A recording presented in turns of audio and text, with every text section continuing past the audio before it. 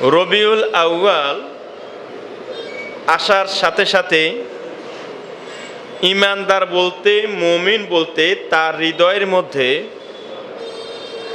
একটা প্রস্ফুটন, একটা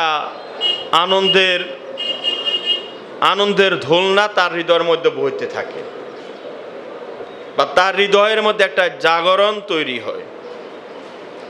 সেটা অন্য কোনো কারণে নয়, সেটা হচ্ছে তার ঈমানের কারণে। তার ঈমানে তার ভিতরে এই আনন্দ বা এই স্পৃহা বা এই উদ্যম বা এই জাগরণটা তার ঈমানে তার ভিতরে নিয়ে আসে। কেন সেটা হচ্ছে আমরা জানি এবং আমাদেরকে জানতেই হবে, আল্লাহ রাব্বুল আলামিন মানবতার মুক্তির জন্য যে জীবন ব্যবস্থা দিয়েছেন তার নাম হচ্ছে ইসলাম। মানবতার দিক নির্দেশনার জন্য যে গাইড বুক দিয়েছেন তার নাম হচ্ছে কোরআন।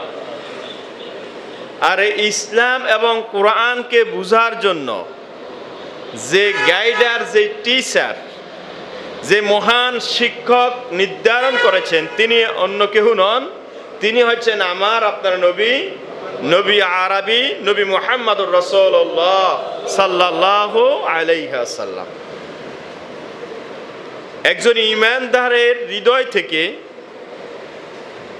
আল্লাহ, রাসূল, কোরআন, ইসলাম, কয়টা শব্দ বলছি আমি বলেন? চারটা। জোরে বলেন, কয়টা?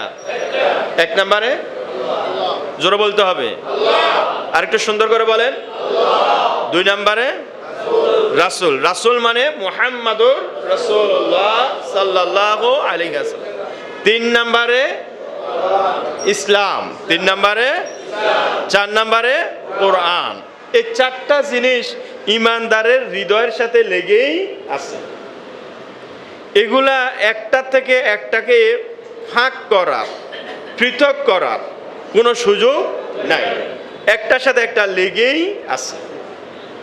তো রবিউল আউয়াল মাসটা হলো ওই মাসটা যেই মাসে আল্লাহ সুবহানাহু ওয়া তাআলা কোরআনের ধারক এবং বাহক, সাহিবুল কোরআন, ইসলামের পরিপূর্ণতা দানকারী নবী মুহাম্মদুর রাসূলুল্লাহ সাল্লাল্লাহু আলাইহি ওয়াসাল্লামকে যেই মাসে এই পৃথিবীতে পাঠিয়েছেন সেই মাসটা হলো ওই মাস, এই মাস, সেই মাসটার নাম হলো রবিউল আউয়াল। দুঃখজনক হলো সত্য বিষয় যেটা, আমরা ঈমানদারের পরিচয় দেওয়া সত্ত্বেও আমাদের হৃদয় থেকে আমরা ছোট্ট একটা কালিমা, ছোট্ট একটা দোষ আমরা আমাদের হৃদয় থেকে দূর করতে পারি না। দূর করতে না পারার কারণে ইসলাম, কোরআন, আল্লাহ এবং রাসূল, এই চারটাতে বিশ্বাসী যে লোকগুলা, এই লোকগুলাও একসাথে হতে পারে না। কারণ কি? কারণ হলো হৃদয়ের মধ্যে একটা ছোট্ট একটা কালিমা আছে, ছোট্ট একটা এটাকে বিন্দু আছে। সেই বিন্দুটার অন্য কোনো নাম নয়, কোরআনের ভাষায় এই বিন্দুটার নাম হচ্ছে হাসাব। বলেন, কোরআনের ভাষায় এই বিন্দুটার নাম হচ্ছে কি? এটা এমন একটা বিন্দু, এই বিন্দু যদি আপন দুই ভাই, কয় ভাই? দুই ভাইয়ের কোনো এক ভাইয়ের হৃদয়ের মধ্যে যদি এই ফোঁটাটা পড়ে যায়, তখন দুই ভাইয়ের মধ্যে আর মিল থাকে না। স্বামী এবং স্ত্রী দুইজনের কোনো একজনের মধ্যে যদি এই ফোঁটাটা পড়ে, তখন স্বামী আর স্ত্রীর মধ্যে মিল থাকে না। পাশাপাশি দুই ব্যবসায়ী কোনো একজনের হৃদয়ের মধ্যে যদি এই ফোঁটাটা পড়ে যায়, তখন দুই ব্যবসায়ীর মধ্যে আর মিল থাকে না। সেই বিন্দুটার নাম হচ্ছে হাসাদ। সবাই বলেন, বিন্দুটার নাম কি? এটাকে বাংলা পরিভাষায় বলা হয় হিংসা। বাংলা পরিভাষায় বলা হয় কি? এই হিংসা। এই কারণে কোরআনুল কারিমে সর্বশেষ যে দুইটা সূরা, সূরা নাস এবং ফালাক, যে দুইটা সূরার মাধ্যমে আল্লাহ নবীকে বলেছেন, হে নবী, আপনি আমার কাছে আশ্রয় প্রার্থনা করুন, আপনি আমার কাছে সাহায্য প্রার্থনা করুন।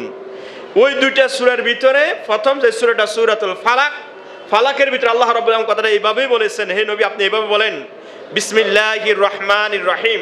যারা পারেন আমার সাথে পড়বেন, কুল আউযু বিরাব্বিল ফালাক মিন শাররি মা খালাক ওয়া মিন শাররি গাসিকিন ইযা ওয়াকাব ওয়া মিন শাররিন নাফাসাতি ফিল উকাদ। শেষ শব্দ বলেন এবার, ওয়া মিন শাররি হাসিদিন ইযা হাসাদ। এই পুরো সূরার অর্থ করতে গেলে আমার সময় লাগবে। প্রথমে যে কথাটা সেটা এখানে এসে মিলবে যে আউযু, আমি আল্লাহর কাছে আশ্রয় চাই। আউযু, কুল আউযু বিরাব্বিল ফালাক, আমি রবের কাছে আশ্রয় চাই। শেষ আয়াতে বলছে কি থেকে আশ্রয়? হিংসুকের হিংসা থেকে। শব্দটা বলেন তো, আরেকটু জোরে বলেন। এখন আপনি এটাকে কোন দৃষ্টিতে দেখবেন? এটা কি অল্প ক্ষতিকারক না অনেক বড় ক্ষতিকারক? এত বড় ক্ষতিকারক যদি না হতো তাহলে আল্লাহ নবীকে এই কথাটা বলতেন না, যে হে নবী আপনি বলেন ওয়ামিন শাররি হাসিদিন ইযা হাসাদ, যে হে আল্লাহ আমি হিংসুকের হিংসা থেকে আপনার কাছে আশ্রয় চাই।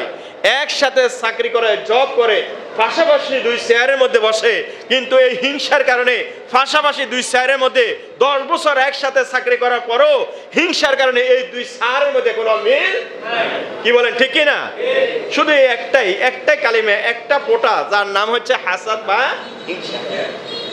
আমি যে কথাটা বলতে চাচ্ছি, দিনগতভাবেও আজকে এই রবিউল আউয়াল মাস আসার সাথে সাথে এই ছোট্ট একটা কালিমার কারণে, দোষের কারণে আমরা মুসলমানরা এই মাস আসার সাথে সাথে একদল এইদিকে মুখ করে আসি, আরেক দল এইদিকে মুখ করে আসি।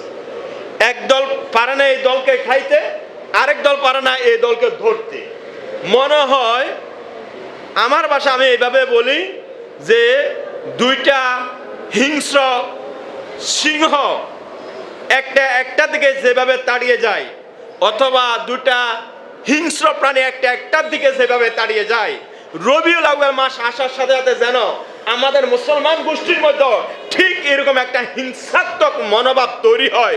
অথচ রবিউল আউয়াল মাস আসার সাথে সাথে উভয় এক জায়গায় এসে একীভূত হয়ে উভয় আল্লাহ এবং আল্লাহর দ্বীনকে কিভাবে এই আল্লাহ জমিনের মধ্যে বুলন্দ করা যায়, সুউচ্চ করা যায়, সমুন্নত করা যায়, এই চিন্তা উদ্গ্রীব হবে। কিন্তু সেটা না হইয়া একদল আরেক দলের দিকে কি হিংস্র ব্যগ্র বেগে তাড়িয়ে যায়।